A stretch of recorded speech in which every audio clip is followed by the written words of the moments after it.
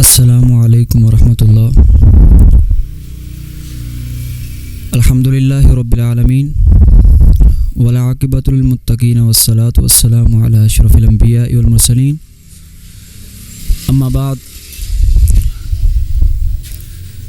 معزز ناظرین،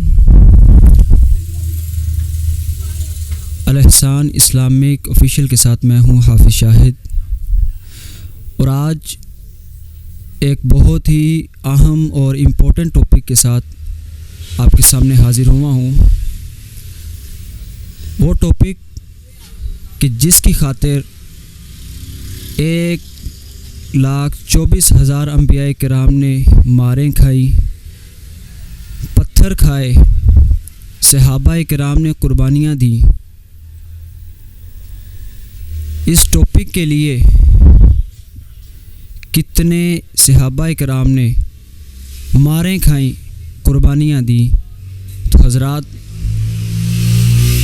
اسی حوالے سے ہمارے آج کے مہمان خصوصی حافظ احسان اللہ قمر صاحب، ہم ان کو ویلکم کرتے ہیں. السلام علیکم. وعلیکم السلام ورحمۃ اللہ وبرکاتہ. حافظ صاحب کیا حال ہے آپ کا؟ ٹھیک ہے جی الحمدللہ، اللہ کا شکر. تو حافظ صاحب، آج آپ سے چند گزارشات، چند سوالات کیے جائیں گے جن کے بارے میں آپ کو جواب دینے ہیں. کیا آپ ان کے لیے ریڈی ہیں؟ بفضل اللہ تعالی انشاءاللہ. جی، تو ہم اللہ تعالیٰ کی توفیق کے ساتھ سوالات کا سلسلہ شروع کرتے ہیں. سب سے پہلا سوال، شرک سے اجتناب کیوں ضروری ہے؟ الحمدللہ رب العالمین والصلاة والسلام على اتمان الاکملان عن المبعوث رحمة للعالمین وعلى آلہ وصحبہ اجمعین. اما بعد. توحید یہ وہ اولین فریضہ ہے کہ جس کے لیے اللہ رب العالمین نے 1,24,000 پیغمبروں کو اس فانی دنیا کے اندر مبعوث فرمایا. جیسا کہ ارشاد باری تعالی ہے، وَلَقَدْ بَعَثْنَا فِي كُلِّ أُمَّةٍ رَّسُولًا أَنِ اعْبُدُوا اللَّهَ وَاجْتَنِبُوا الطَّاغُوتَ، کہ انبیاء کی بعثت کا مقصد اولین کہ ایک اللہ کی توحید کی دعوت دینا، اور ایک اللہ کے علاوہ جتنے باطل معبود ہیں ان سب کی پوجا کو ترک کرنا، اور ایک اللہ کی وحدانیت کا اقرار کرنا. اللہ تعالیٰ کا بندوں پر سب سے بڑا حق جو ہے وہ یہ ہے کہ ایک اللہ کی عبادت کی جائے اور اس کے ساتھ کسی قسم کا کوئی شرک اور کسی کو شریک نہ کیا جائے. جیسا کہ بخاری اور مسلم کی حدیث ہے، سیدنا معاذ بن جبل رضی اللہ تعالی عنہ بیان فرماتے ہیں کہ رسول اللہ صلی اللہ علیہ وسلم کا فرمان مبارک ہے کہ اللہ تعالیٰ کا بندوں پر سب سے بڑا حق یہ ہے کہ اس ایک اللہ کی عبادت کی جائے اور اس کے ساتھ کسی کو شریک نہ ٹھہرایا جائے. حضرات گرامی قدر، جس طرح ہمارے اوپر توحید کے تمام تر تقاضوں کو بجا لانا ضروری امر ہے، اسی طرح اس کے منافی جو شرک ہے اس سے اجتناب کرنا بھی ضروری ہے.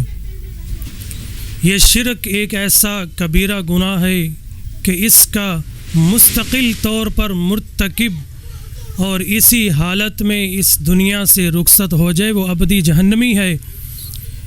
ارشاد باری تعالی، انہ من یشرک باللہ فقد حرم اللہ علیہ، کہ اللہ رب العالمین نے جو اس دنیا کے اندر شرک کی حالت میں اس دنیا کو چھوڑ کر چلا گیا، فقد حرم اللہ علیہ، کہ اللہ رب العالمین نے جنت کو اس پر حرام قرار دے دیا، اور جہنم کو ومأواہ جہنم، اور جہنم اس کا ٹھکانہ ہے.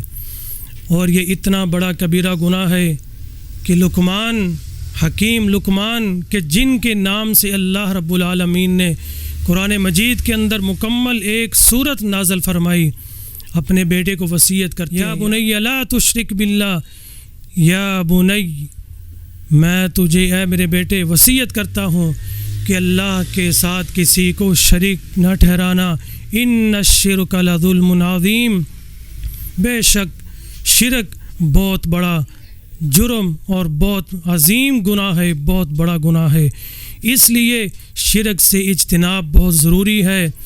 جب تک ہم شرک سے نہیں بچیں گے، شرک کی حالت میں ہماری نماز، ہمارا روزہ، ہمارا عمرہ، ہمارے کیے ہوئے حج، ہمارے اللہ کے راستے میں ادا کیے ہوئے صدقہ خیرات کسی قسم کے کام نہیں آئیں گے، بلکہ اللہ رب العالمین کی عدالت میں سب کچھ برباد ہو جائے گا۔